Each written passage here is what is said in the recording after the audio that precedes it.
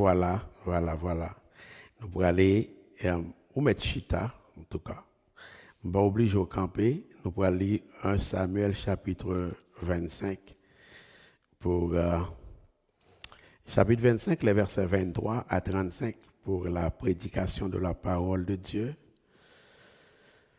Vous saute faire un peu l'exercice camper, si vous voulez rester chita, ça pas déranger. Hein, ou pas moins spirituel, ou pas moins biblique, ou pas camper.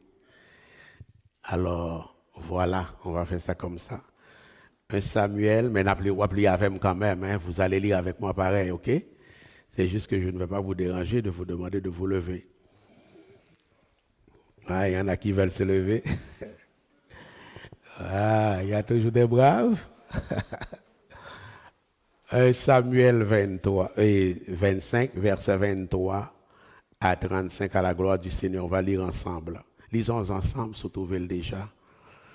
Lorsque Abigail aperçut David, elle descendit rapidement de l'âne, tomba sur sa face en présence de David et se prosterna contre terre. Puis, se jetant à ses pieds, elle dit, « À moi la faute, mon Seigneur. Permets à ta servante de parler à tes oreilles et écoute les paroles de ta servante. Que mon Seigneur ne prenne pas garde à ce méchant homme, à Nabal, car il est comme son nom. Nabal est son nom. Il y a chez lui de la folie.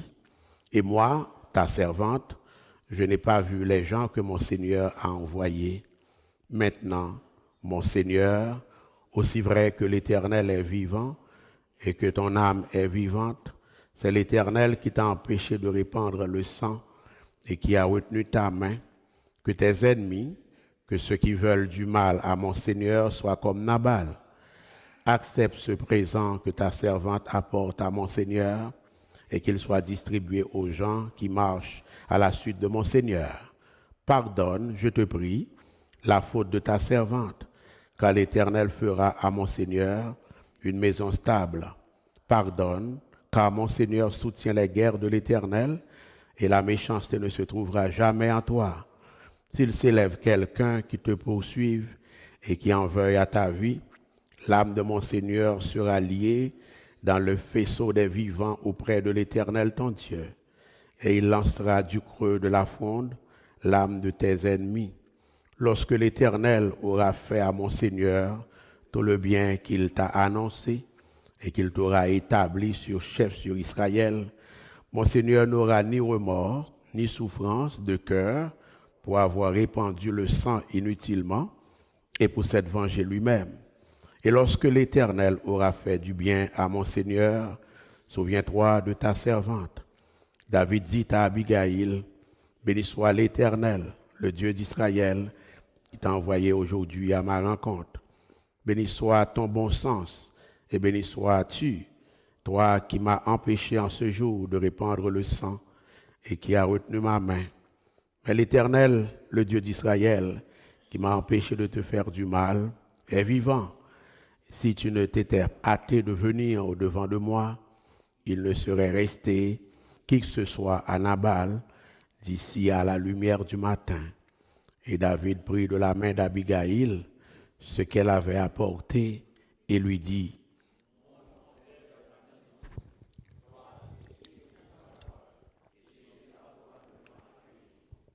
gloire à Dieu, veuillez vous rasseoir, frères et sœurs.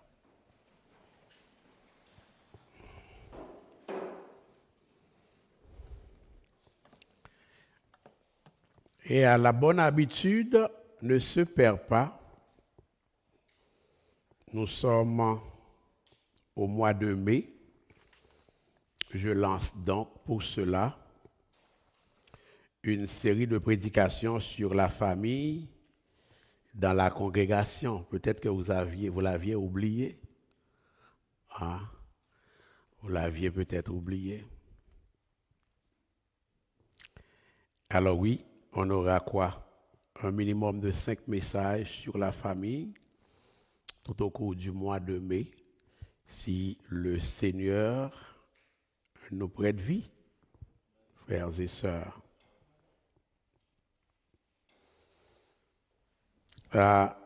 J'ai déjà dit ça dans la congrégation. Les messages sur la famille, incluant celui d'aujourd'hui, peuvent ne pas rejoindre tout le monde. C'est tout à fait normal. Hein? Il y a des bien-aimés qui sont devenus seuls avec le temps. Il y en a qui ne sont plus dans la vie maritale active. Peut-être que le mari a 90 ans, la femme a 95, par exemple. Donc, il y a toutes sortes de raisons qui peuvent faire en sorte que ces messages-là ne rejoignent pas tout le monde. Et ce n'est pas une raison pour une église de ne pas enseigner sur la famille. Même s'il y avait un couple actif dans l'église, ça prendrait des messages sur la famille. Je vous ai déjà dit pourquoi. Parce que la famille est trop importante pour Dieu. Et aussi parce que ceux et celles qui sont célibataires aujourd'hui, s'ils le veulent, un jour, ils seront mariés.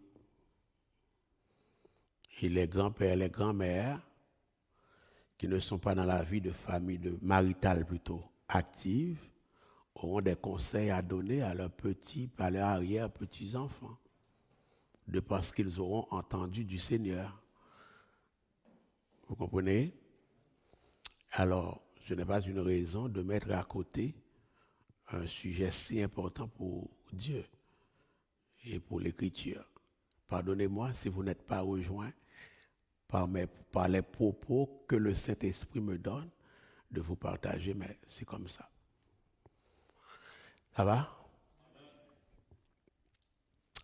Pour aujourd'hui, je vais lancer la série avec ce sujet disant Abigail, une femme de bon sens.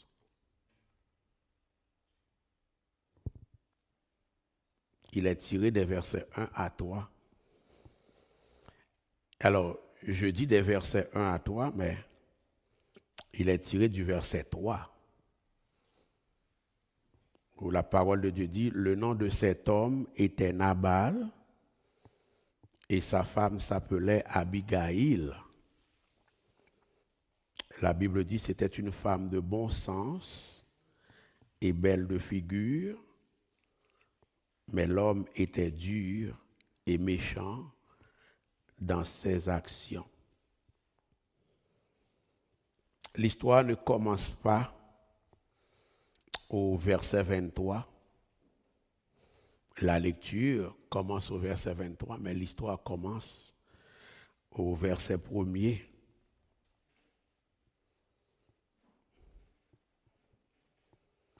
Voici ce que nous avons des versets 1 à 2, puisque j'ai déjà lu le verset 3. Samuel mourut, c'est là que l'histoire commence.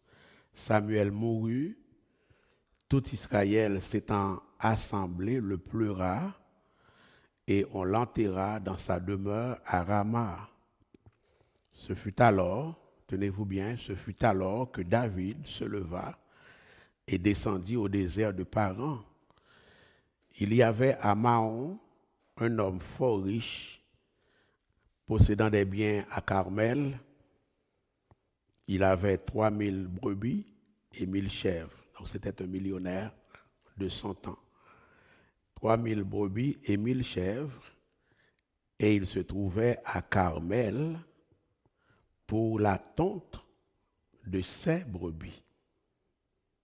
Et la Bible, on l'a lu, la Bible dit au verset 3 que le nom de cet homme était Nabal. Nabal était riche en bétail, il était riche en troupeaux,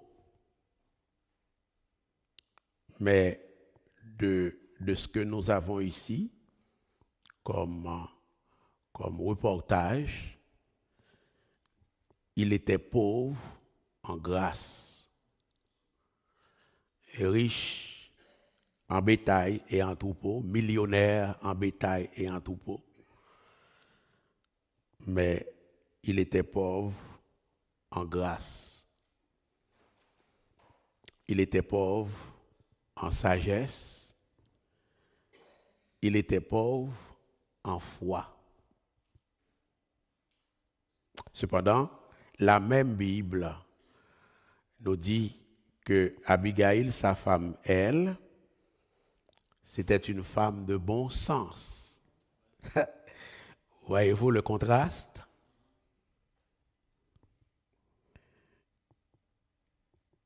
La Bible, la parole de Dieu ne nous dit pas si Nabal a toujours été l'homme qu'il est, ou bien s'il a changé au cours de ces années passées pour devenir comme il est. Mais c'est ce qui est arrivé. Il est dit au verset 4 à 8 que David apprit que Nabal tondait ses moutons. Hein? Et dans la tradition de l'époque, tondre ses moutons était synonyme de fête. Tondre ses moutons était synonyme de réjouissance. Fête, réjouissance au cours de laquelle Nabal, cet homme riche, ce millionnaire, était en train de partager de la nourriture et des récoltes avec ses voisins. Alors, David envoya 10 de ses hommes auprès de Nabal pour lui rappeler les services que lui, David, et ses troupes, ses combattants, avaient rendus à ses bergers. Les 10 hommes, les 10 jeunes hommes que David envoie auprès de Nabal devaient rappeler à Nabal que ses bergers, à lui, avaient été bien traités par les troupes de David. Ils étaient en sécurité. Personne d'autre ne pouvait les attaquer parce que les troupes de David ont assuré leur sécurité aux bergers de Nabal. Il devait rappeler à Nabal que ses troupeaux n'ont pas été pillés. Au contraire, David a protégé ses troupeaux.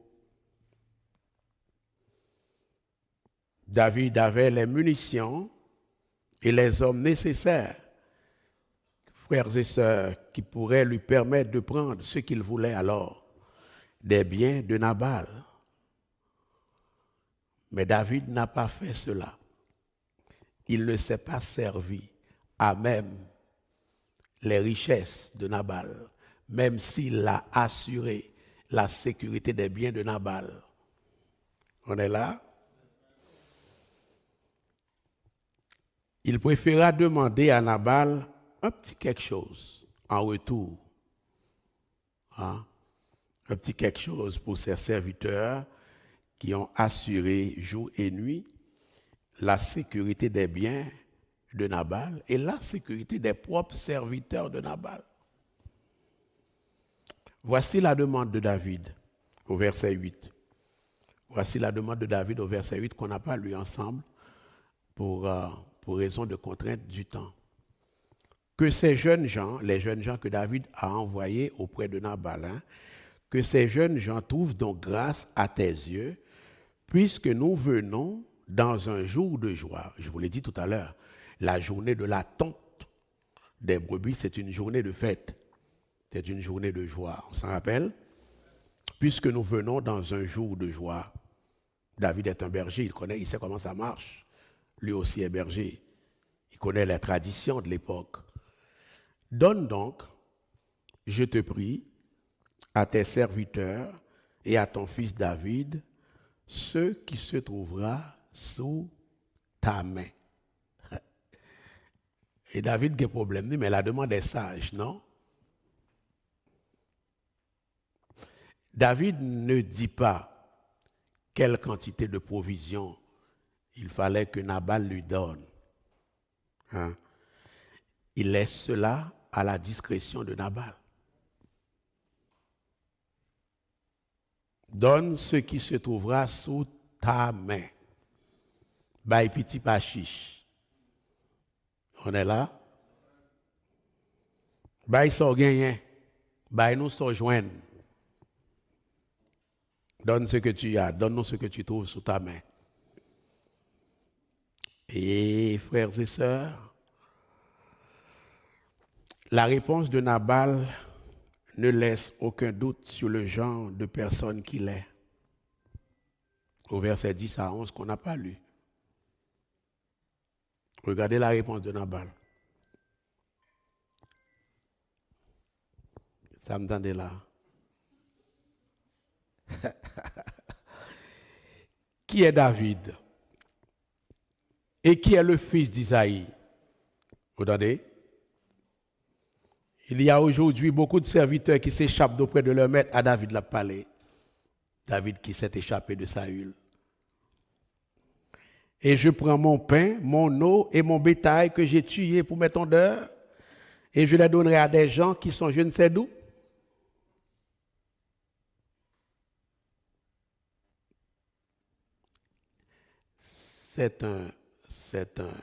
C'est un homme difficile. Hein? N'allez pas croire qu'il demande une information quand il dit qui est David et qui est le fils d'Isaïe. C'est une façon de parler. Il y a plutôt là un refus catégorique de la demande de David, mais en plus, un refus teinté de mépris. Il ne peut pas dire qu'il ne connaît pas David. C'est pas ce qu'il est en train de dire. Nous avons une fin de non-recevoir ajoutée d'un mépris. Dans une langue que nous connaissons presque tous, on dirait Sacté David là. Vous connaissez les mondes David? Pour m'apprendre ça, pour me voir le bail David.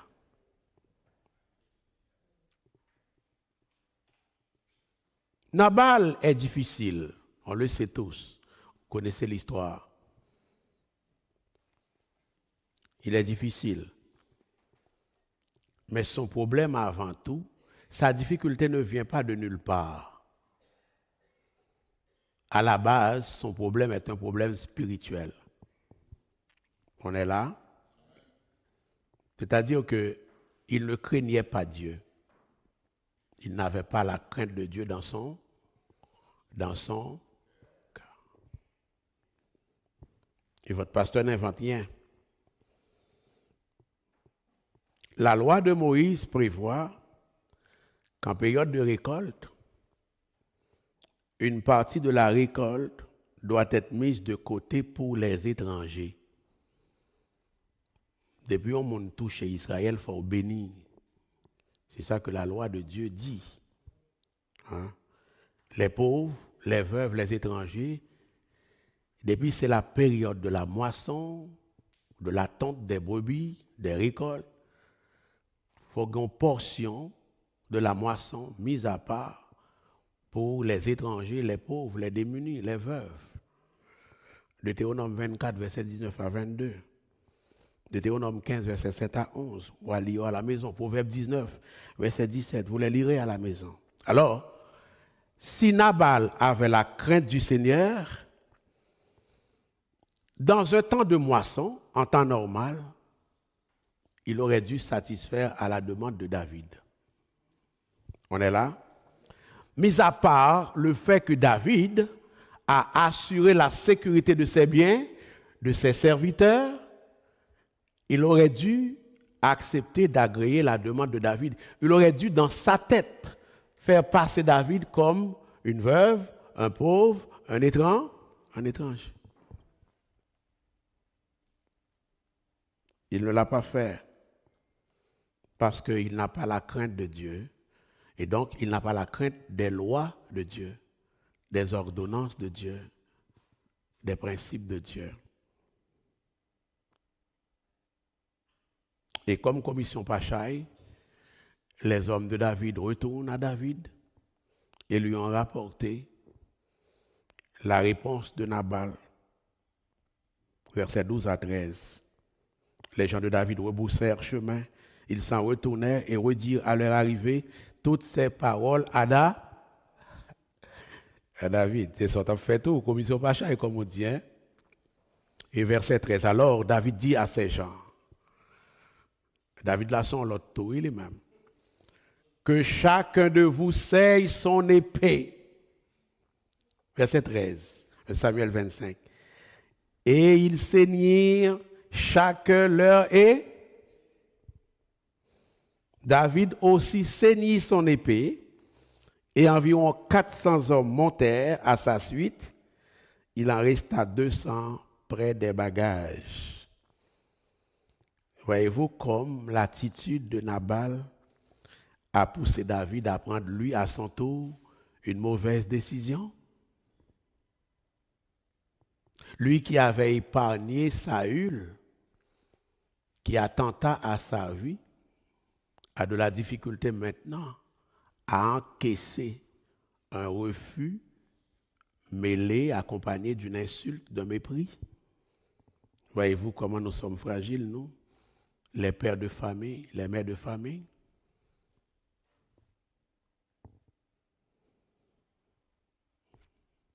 Heureusement, vous comprenez ce qui arrive là? Je ne vais pas commenter verset 13 non? Donc David décidé de raser la maison de Nabal. Vous comprenez ça là? Hein? David décide de raser la maison de Nabal.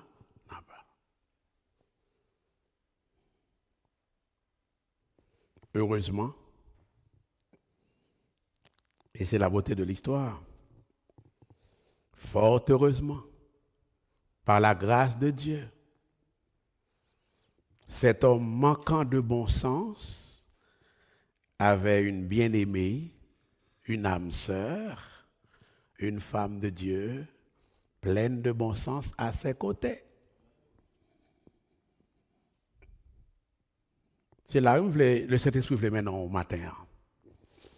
Les femmes de bon sens font toute la différence entre les mains du Seigneur dans la ville, dans l'église et dans la famille. C'est là où le Saint-Esprit voulait maintenant au matin. On n'a pas grand-chose à dire, non, je dis là. Gloire à Dieu. Vous allez. Seigneur, chers amis internautes, vous allez voir que par son bon sens et par la grâce de Dieu, par sa sagesse, par sa crainte du Seigneur, par sa douceur, par son humilité, Abigail, cette femme pleine de bon sens, va sauver non seulement sa propre vie, parce que suivant la résolution de David, elle aussi devait passer. C'est toute la maison de Nabal qui sera rasée. Elle va sauver sa propre vie. Elle va sauver la vie de son mari difficile, manquant de bon sens, Nabal en l'occurrence. Elle va sauver la vie de ses serviteurs. Elle va sauver la vie de ses biens. Elle va sauver sa maison. Gloire à Dieu. Et pas que. Elle finira même par sauver David de sa colère. Ah, c'est majeur, frères et sœurs. Gloire à Dieu. Alors, Abigail, vraiment, quelques savants disent de lui qu'elle ressemble comme deux gouttes d'eau à la femme de Proverbe 31. Avez-vous remarqué cela? Elle est mariée à un homme difficile. Elle est mariée à un homme égoïste. Elle est mariée à un homme mesquin et déraisonnable. Mais Cet homme ne l'a pas influencée. Elle garde la foi. Elle garde sa dignité chrétienne. Est-ce que l'Église est là? C'est de ça que le Saint-Esprit veut vous entretenir aujourd'hui. Ainsi l'oratoire. Peuple du Seigneur, chers amis internautes, au verset 14 à 17, lorsque un des serviteurs de Nabal est venu exposer la situation à Abigail, la demande de David, la réponse de Nabal à la demande de David, la réaction de colère de David et la résolution de David à exterminer toute la famille de Nabal, la parole de Dieu nous montre qu'Abigail va utiliser son bon sens pour renverser la situation. Gloire à Dieu. Gloire à Dieu.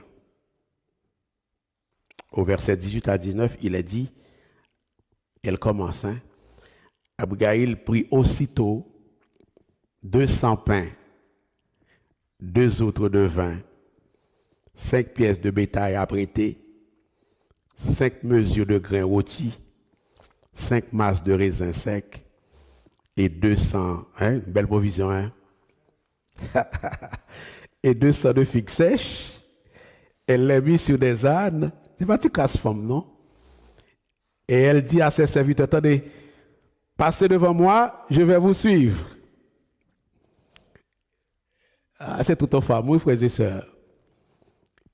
Elle ne dit rien à Nabal, son mari, en femme conséquente, en femme de Dieu conséquente, en femme de Dieu compétente, en femme de Dieu pleine de bon sens. Elle ne s'empresse pas de prendre pour son mari.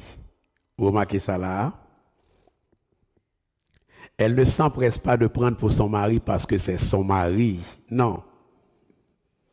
Elle avait compris qu'elle n'était pas obligée, dans cette circonstance précise, de prendre pour son mari si son mari n'avait pas bien agi.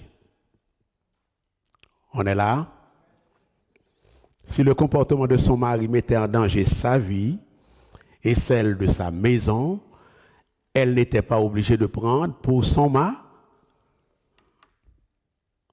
Au contraire, Abigail évalue les conséquences du comportement de son mari et elle s'emploie à conjurer le danger que le comportement de son mari faisait peser sur sa maison. Voilà en quoi les femmes de bon sens peuvent faire une différence dans leur maison, dans leur famille, frères et sœurs.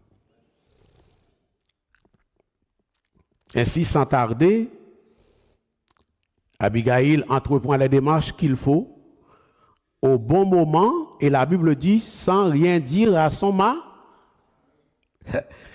Ce n'est pas une question de cachotterie là.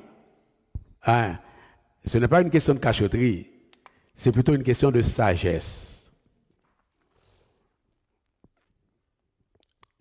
Elle finira par lui dire ce qui s'est passé, ce qu'elle vient de faire pour sauver la maison, pour sauver Nabal contre lui-même. Mais dans sa sagesse, elle avait compris que le moment n'était pas encore venu pour le dire à son mari. Je vous le dis, c'est une femme pleine de bon sens. Abigail connaissait trop bien son mari pour lui dire n'importe quoi, n'importe où, n'importe quand. Est-ce que l'église est là? Et des fois, tu as dit, madame, mon bagage, autant le meilleur moment pour dire. Et des fois, tu as dit, marie, mon bagage, autant le meilleur moment pour dire. En plus, il faut un bagage qui est bon, mais moment pas bon pour dire. Et puis, ça fait un paquet de problèmes. Est-ce que l'église est là? Elle finira par tout lui raconter. Par contre, si je vais regarder ça avec mon besoin qu'on ait que dans la vie, il y a un moment pour dire un bagage avec un monde, même si c'est marou, même si c'est madame, Si on connaît mon nom, on connaît tempérament, on connaît caractère, c'est pour ça bon Dieu bon sens. Est-ce que l'église est là? Ça évite un peu le chicane dans la famille.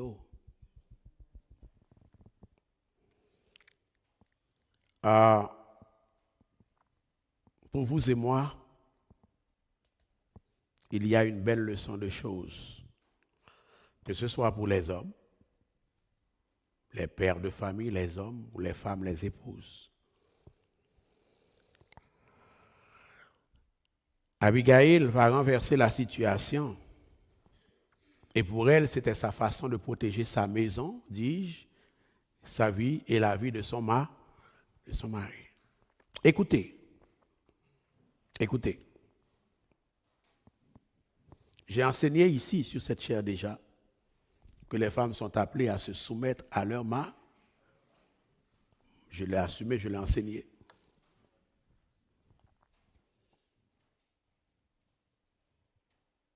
Pour construire un foyer durable, les sœurs ont la responsabilité chrétienne de se soumettre à leur mari. Mais, lorsque cette soumission ne glorifie pas Dieu, lorsque cette soumission représente une menace pour la famille, les femmes peuvent ne pas se soumettre. C'est ce que Abigail nous a montré, nous a appris ici. De même, les hommes sont appelés à se soumettre à leur épouse. L'Écriture dira, soumettez-vous les uns aux autres. Est-ce que l'Église est là? Ce n'est pas seulement les femmes qui sont appelées à se soumettre. Les hommes sont appelés à se soumettre aussi à leurs femmes.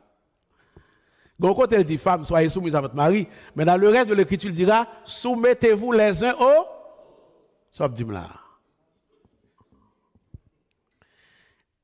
Les hommes sont appelés à se soumettre à leur épouse, mais seulement pour ce qui est juste, pour ce qui honore Dieu, pour ce qui glorifie Dieu. Est-ce que l'Église est là?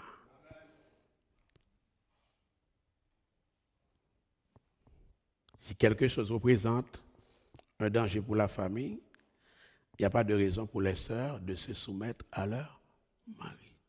L'inverse est aussi vrai. Et j'achève. J'arrive maintenant au passage lu. Maintenant, qui ça mène nous à passage ça là? J'étais à, qu'est-ce qui nous amène au verset 23 à 31, à 35, pardon. Maintenant, nous y sommes. On a vu une plaidoirie, vous l'avez lu ensemble. Elle engage une plaidoirie, une intercession pour son compte et pour le compte de son mari, de sa maison, auprès de David. Parce que tout le monde connaît David, ça, il n'a pas mangé rien fret. Est-ce que l'Église est là? S'il résout de raser une famille, une maison, c'est terminé. Elle comprenait l'ampleur du danger que le comportement de son mari faisait peser sur sa maison. Et alors, en femme sage, en femme pleine de bon sens, courageuse, elle monte au front pour la défense de sa famille. Est-ce que l'Église est là?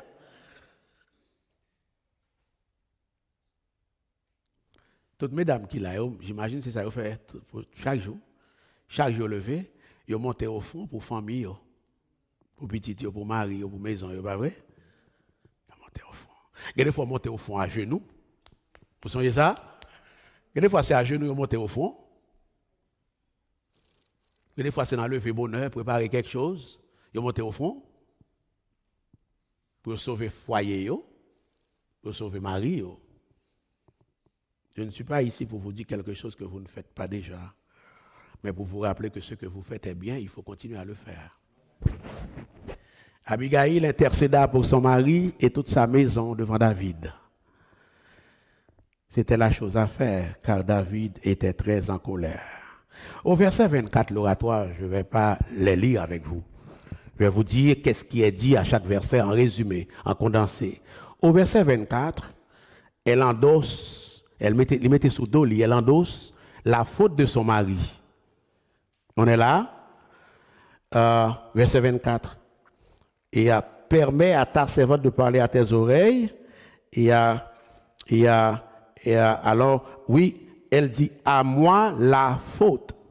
Elle n'était pas là. Quand les jeunes gens de David sont venus auprès de Nabal, lui demander un petit quelque chose, elle n'était pas là. Elle n'était pas au courant de ce qui s'était passé, mais on voit, en bonne stratège, en femme sage, elle endosse la faute de son mari. Parce que ça qui est important pour lui, c'est sauver Marie, c'est sauver tête, c'est sauver maison. Est-ce que l'église est là?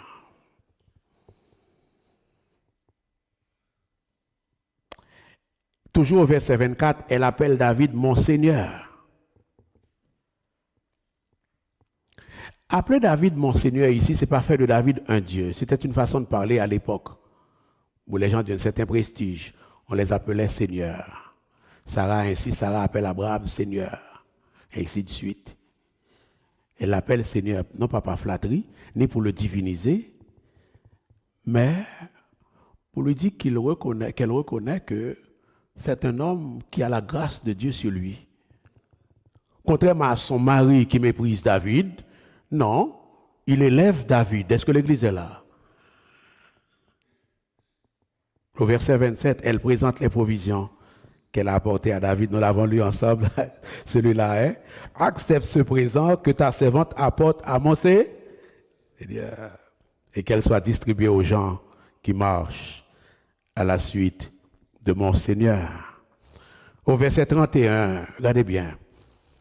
Elle porte bien son nom, une femme de bon sens. Elle fait un plaidoyer qui a un caractère spirituel et elle fait un plaidoyer qui a un caractère logique. Voyez-vous, au verset 31 à 35, elle dira au verset 31, regardez bien, si David commet ce crime qu'il veut commettre, il aura du remords. Hein? Il aura ce crime sur sa conscience toute sa vie. Et la parole de Dieu nous montre qu'au verset 32 à 35, David répond favorablement à l'intercession d'Abigail. David voit de nouveau, grâce à l'intercession d'Abigail, le Seigneur à l'œuvre dans sa vie, en ce que le Seigneur s'est servi de cette femme. Oui, de cette femme, pour le guider sur le bon chemin et l'empêcher de commettre un crime qu'il avait résolu dans sa colère de commettre. Elle a sauvé tout le monde. Voyez-vous comment les femmes peuvent faire la différence dans leur foyer?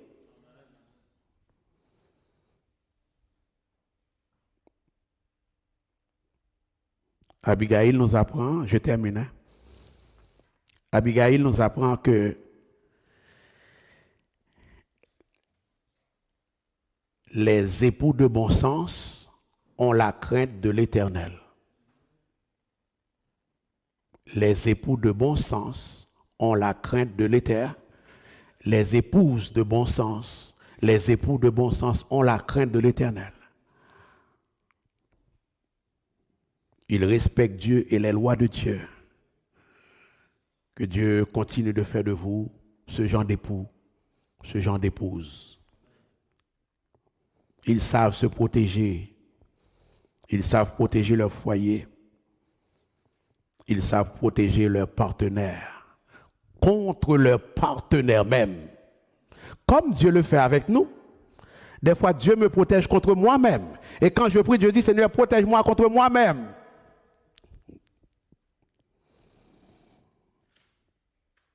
Lorsqu'elle a senti le danger, Abigail a su réagir promptement et correctement.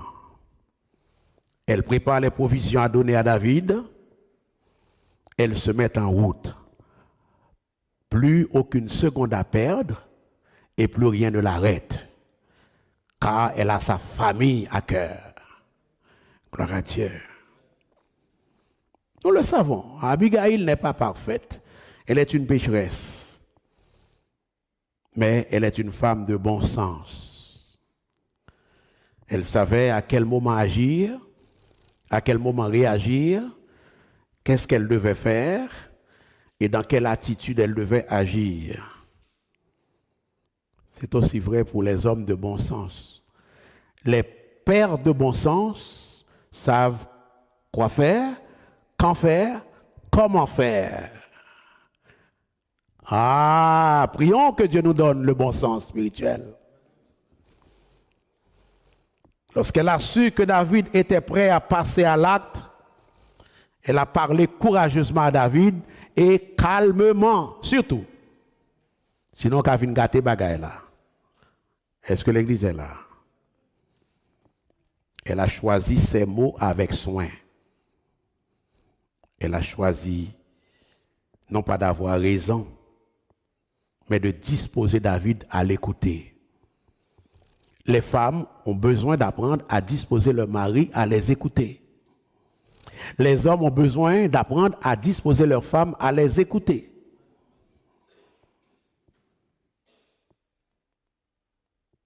Et quand elle a terminé sa mission, elle rentre à la maison. Encore là, elle ne dit rien encore à Nabal.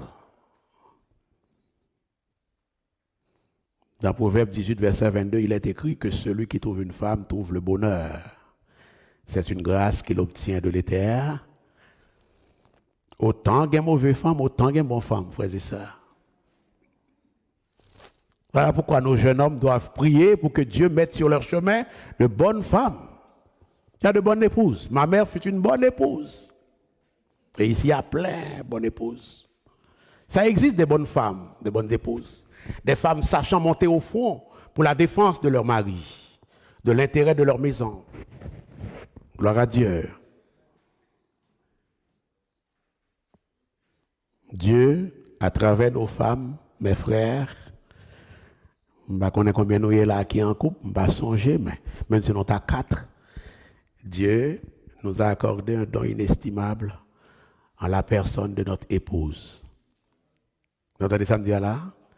Dieu nous a accordé un don inestimable, un trésor précieux en la personne de notre épouse. Celui qui trouve une femme trouve le bonheur. Qu'est-ce que le Saint-Esprit doit dire encore pour se faire comprendre? Gloire à Dieu. Et cette femme que Dieu a mise à tes côtés, on n'est pas encore dimanche prochain, fête demain, mais ça commence. Et cette femme que Dieu met à tes côtés, chers frères, Dieu l'a dotée de discernement et de bon sens pour vous aider dans la tâche d'être un homme. Est-ce que l'Église est là? Et donc, vous et moi, nous devons continuer d'écouter nos épouses. Elles ont des choses à dire. Elles ont quelque chose à dire. Quand notre femme ouvre la bouche, prions que Dieu nous fasse la grâce de continuer à les laisser parler. Ça va? Mes frères, nous continuons à quitter mesdames au parler. Ça va? Dans le cas contraire, ils ne vont pas parler. Et où est car si ta première conseillère du côté de la terre, il n'a pas parlé? Si ta première conseillère sur le plan humain ne parle pas, ça ne marche pas. Il n'y a pas grand-chose qui fonctionnera. Est-ce que l'Église est là? Gloire à Dieu. La deuxième leçon pour terminer. Je l'ai effleuré en introduction de sermon. C'est à savoir que Abigail ne cautionne pas la conduite de son mari. On est là? Non.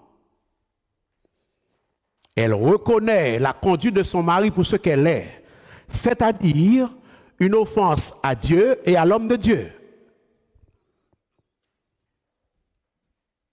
Et en cela, elle entreprend de réparer plutôt l'erreur de son mari.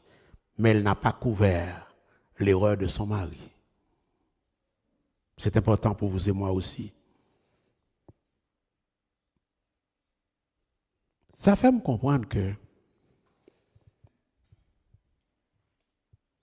si Saphira, dans Actes 5, versets 1 à 11, n'avait pas cautionné la conduite d'Anania, ils t'a vivre plus longtemps que vous te vivre là.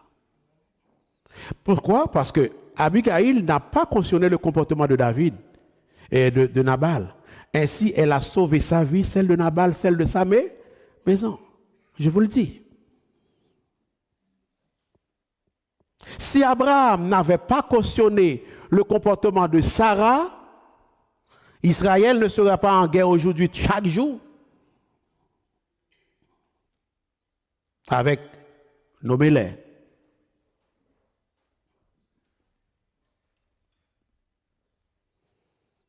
Si Akab n'avait pas cautionné l'attitude de Jézabel, toute une nation ne serait pas effondrée aujourd'hui.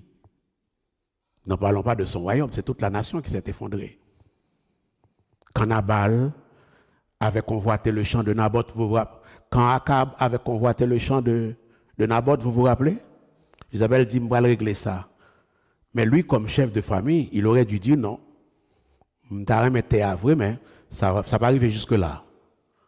Est-ce que l'Église est là?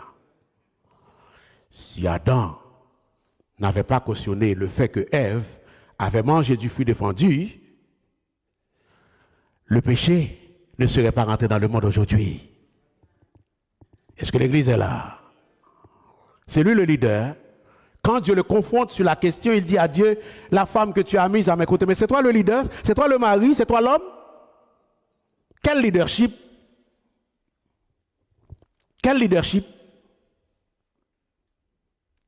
Tu es responsable de la réussite et de l'échec de ton foyer quand tu es un homme, quand tu es Adama. Est-ce que l'Église est là? Gloire à Dieu. Quel bel rôle Dieu nous donne, frères et sœurs. Pas besoin de continuer pour comprendre, nous comprenons déjà. Ça va? Dieu nous appelle à faire preuve de bon sens dans l'air ou là. Dans l'air ou là. Tout simplement. Et en particulier dans les relations maritales, dans les relations conjugales. Mon mari n'est pas obligé d'être d'accord avec moi si je ne suis pas en train de faire ce qui glorifie Dieu. Ma femme n'est pas obligée d'être d'accord avec moi si je ne fais pas ce qui glorifie Dieu. Est-ce que l'Église est là? C'est important. Souvent, c'est bien beau de dire, tu es contre moi. Tu es toujours contre moi. C'est possible, mais pourquoi? Pourquoi? Est-ce que ton attitude, ton comportement a glorifié Dieu? Ce n'est pas une question de changer le monde. C'est plutôt de changer ta représentation du monde. Est-ce que j'ai glorifié Dieu dans ce qu'elle n'a pas cautionné? Est-ce que j'ai glorifié Dieu dans ce qu'il n'a pas cautionné? Est-ce que l'Église est là? Soyez bénis, l'oratoire.